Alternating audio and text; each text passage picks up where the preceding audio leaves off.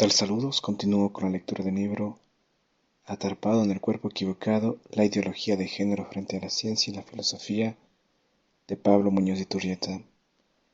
En este episodio me encuentro ya leyendo la conclusión, que es el último capítulo de este libro. Recuerda escuchar los episodios anteriores y leer el libro por tu cuenta desde el enlace en la descripción. Conclusión. En su libro sobre sexo con alma y cuerpo, José Ignacio Munilla contundentemente resume a qué apunta la educación sexual contemporánea. La gran mayoría de los cursos de educación afectivo-sexual que se imparten en la red de enseñanza pública son abiertamente antinaturales por haber asumido la ideología de género. No ofrecen una educación sexual, sino una mera enseñanza de la práctica genital. Y la gran pregunta a todos los padres es, si la gran mayoría de los cursos de educación sexual que se imparten son abiertamente antinaturales por haber asumido la ideología de género y no ofrecen una educación sexual, sino una mera enseñanza de la práctica genital, ¿qué vamos a hacer? Porque no nos olvidemos que esta, entre comillas, liberación sexual del niño se debe a que forma parte del programa marxista revolucionario para destruir la familia y el matrimonio. ¿Cómo se realizó esto? Por medio del divorcio, de nuevas formas familiares, LGBT, la liberación de la mujer, feminismo radical y la liberación de los niños de sus padres. Esto se manifiesta más profundamente en cualquier otra cosa, en la liberación sexual consentida, incluso manteniendo relaciones sexuales con adultos, la pedofilia, y en la enseñanza sobre el aborto y la anticoncepción como derechos humanos. ¿Queda más claro ahora el por qué el contenido de la ESI radica en estos temas? La ideología de género presenta una nueva visión radical de la persona humana, que cada ser humano es el género que prefiere ser. Por eso se afirma que una niña trans es un varón, no una niña que se identifica como varón. Y prueba de esto es la afirmación tan popularizada y que el activista LGBT repite de modo ciego, como afirmó Ángela Ponce, Miss España en 2018. Hay mujeres con pene y hombres con vagina, porque la única clave para ser mujer es ser y sentirse mujer. Esta es una afirmación metafísica que cada uno es lo que quiera y se sienta ser, más allá de la evidencia contraria. Por supuesto que todo activista LGBT nunca va a admitir que su postura es filosófica, ya que le huyen al debate serio y racional. ¿Qué hacen? Disfrazan sus afirmaciones de ciencia y medicina, aunque en realidad la ciencia y la medicina verdaderas contradicen sus presupuestos pseudofilosóficos, tales como que el sexo es una construcción social asignado al nacer, o sea, impuesto por los padres. Esta es la razón por la cual la ideología de género ha pervertido la ciencia y la medicina verdaderas, como se manifiesta en las palabras de la doctora Dina Atkins, especialista en cuestiones de género, quien afirmó en su testimonio ante una corte federal en los Estados Unidos que el método más seguro para determinar el género de una persona es su preferencia por un género determinado. ¿Y la ciencia? Vaya a saber. Para ella es contrario a las ciencias médicas el usar a los cromosomas, hormonas, los órganos reproductivos internos, los genitales externos o las características sexuales secundarias para eliminar la identidad de género y clasificar a alguien como hombre o mujer. Realmente sin palabras, como Ryan Anderson objeta, ¿aplica este criterio al momento de prescribir una dosis determinada de algún remedio? Porque hay remedios que tienen distintos efectos en el hombre y la mujer. ¿Acaso la dosis de medicación depende del sexo biológico del paciente o de su identidad de género? La farmacología, para pesar de los ideólogos del género, nos brinda un argumento increíble para dar por tierra para siempre la pretendida identidad de género.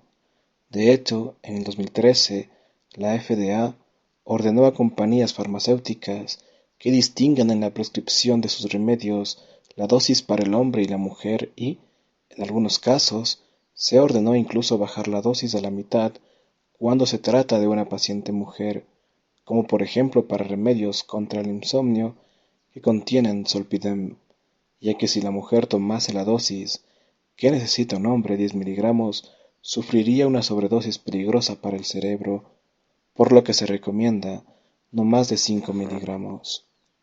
Entonces, si un trans tiene problemas de insomnio, se le receta una medicina en relación con su identidad de género y se lo mata, o se quiebra la ley yendo contra sus entre comillas derechos y discriminándolo entre comillas, y se lo ayuda con una receta acorde a su sexo. La biología finalmente se impone y, junto con ella, el sentido común. En abril del 2019 se dio a conocer en el prestigioso British Journal of Clinical Pharmacology un estudio interesantísimo que no hace más que confirmar el peso del argumento farmacológico expuesto más arriba. Los medicamentos tienen efectos secundarios adversos que dependen del sexo del paciente. Estos efectos adversos tienen especial incidencia en la mujer, por cuya razón los investigadores insisten en que se investiguen en profundidad las diferencias biológicas entre el hombre y la mujer para poder determinar las dosis correctas dependiendo del sexo del paciente. Los fármacos para bajar el colesterol, llamados estaminas o, más técnicamente, inhibidores de la ATMG-CoA reductasa, causan en la mujer dolor abdominal, pesadillas y sueños anormales, ansiedad, alopecia o pérdida del cabello, depresión, sequedad en la boca, disnea, dificultad para respirar, hematomas, dolores de cabeza, insomnio, desórdenes musculares, náuseas, neuralgias, edemas, dolor en las extremidades, palpitaciones, sueño interrumpido, inflamación de la lengua y pérdida de peso. Veamos cómo hay diferencias sustanciales en las contraindicaciones para el hombre, ya que disminuye la libido, causa neuropatía periférica, pancreatitis, hace orinar con frecuencia y causa ruptura de tendones. También hay ciertas drogas que tienen efectos muy negativos para ambos sexos, pero, aun así, los efectos difieren bastante entre la mujer y el hombre. Estas drogas son los antidepresivos conocidos como inhibidores selectivos de la recaptación de serotonina, los cuales causan náuseas, alopecia y dolor de cabeza para mujeres, y agresión, disfunción sexual y ruptura de tendones para hombres. ¿Qué nos dice esto con respecto a la identidad de género? Que, sí, entre comillas, un hombre trans, verdaderamente mujer, se le dan ciertos medicamentos en la dosis masculina, estos van a acarrear un peligro para su salud o su cuerpo, va a tener las contraindicaciones de una mujer, por más que se autoperciba varón. Podemos ciertamente concluir de este estudio que la mujer tiene un mayor riesgo de efectos adversos que el hombre y que por lo tanto es clave tener en cuenta el sexo de la persona al momento de prescribir el remedio. ¿Y qué hacemos con la identidad de género? Al tacho de la basura, por supuesto. Este estudio farmacológico nos muestra una vez más que la pretendida identidad de género es un invento. Debemos volver a la ciencia verdadera.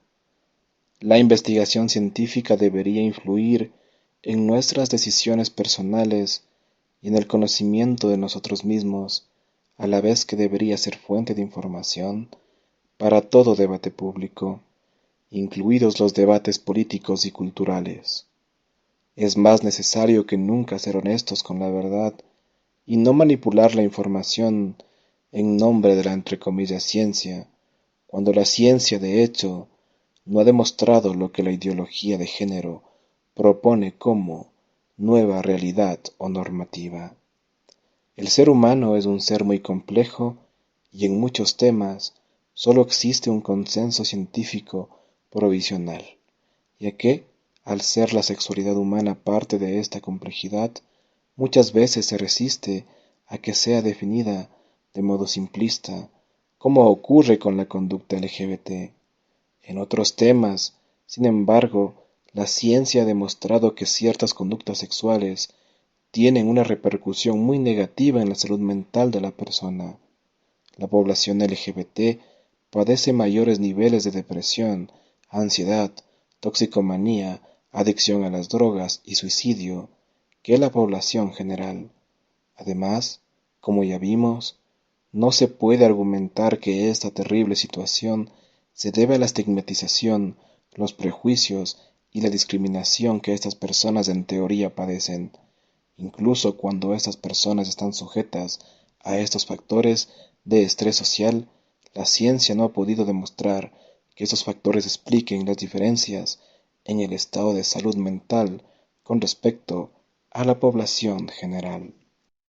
Es más, todo parece apuntar a que la pregunta correcta en esta situación es plantearse qué es lo que llevó a la persona a mantener dicha conducta, porque solo ofreciendo ayuda para resolver esos factores causales es que la persona puede salir adelante. Por esta razón, es mucho más importante para explicar la situación de estas personas el tener en cuenta las vivencias personales, concretas y el entorno donde crecieron, y que pueden predisponerlos a ciertas actitudes y conductas sexuales. La ciencia demostró hace rato que todo ser humano es biológicamente hombre o mujer, más allá de que un número ínfimo de personas nacen con anomalías genéticas, como los individuos intersexuales. El ser hombre o mujer se debe no solo a la estructura genética y cromosómica, sino al hecho de desempeñar papeles complementarios en la reproducción. Como consecuencia de estas diferencias genéticas y hormonales, existen múltiples diferencias psicológicas y fisiológicas entre el hombre y la mujer. Por eso los hombres, en su inmensa mayoría, se identifican como hombres y las mujeres como mujeres. En el caso de la transexualidad, vimos cómo hay que distinguir los casos de los niños, disforia de género, y el caso de los adultos, trans. En los niños, el trastorno de identidad de género puede ser causado por distintos factores psicosociales, el ambiente familiar e incluso distintas psicopatologías concurrentes, tales como el autismo. En el caso de adultos trans, existen dos grupos bien determinados: el homosexual reprimido y aquellos individuos que padecen un trastorno llamado autoginefilia. El problema con la ideología de género es que, a pesar de que de fondo hay serios problemas psicológicos que atender, se trata de normalizar estas conductas afirmando la, entre comillas, orientación sexual y el, entre comillas, género preferido por medio de intervenciones drásticas y peligrosas. Es particularmente preocupante cuando los pacientes sometidos a peligrosas intervenciones hormonales y quirúrgicas son niños de apenas 6 años. Pero el activismo LGBT no se conforma con eso y propone de hecho intervenciones terapéuticas a partir de los 2 años de edad. Esto es terriblemente peligroso, además del hecho de que un niño no capta el género como algo estable y constante hasta recién los 7 años, por lo que pueden ser manipulados por su entorno. Si ya a esa edad el niño no sabe reconocer su género como alineado con su sexo biológico, lo más probable es que padezca un trastorno psiquiátrico, el cual requiere de atención psicológica y médica.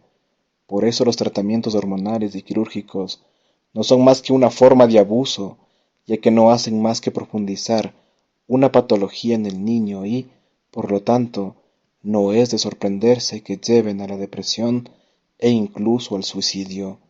Y esto es más grave, aun cuando se tiene en cuenta que la mayoría de los niños que se identifican con un género opuesto al biológico dejan de hacerlo al llegar a la edad adulta. El lobby LGBT y el feminismo radical han entablado una guerra sin precedentes contra la ciencia, especialmente cuando ésta no les da la razón. Sin embargo, ninguna ideología totalitaria nos debe disuadir de tratar de comprender las cuestiones psicológicas y de la salud pública relacionadas con este tema, ya que es nuestra obligación ayudar a personas que padezcan problemas mentales y de salud relacionados con la sexualidad.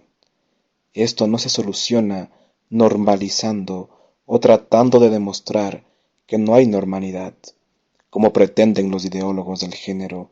Es necesario cuestionar seriamente tanto la noción de que la orientación sexual no heterosexual viene determinada biológicamente y es fija, se nace así, dicen, como la idea de que hay un género fijo independiente del biológico y por lo tanto se está atrapado en el cuerpo equivocado.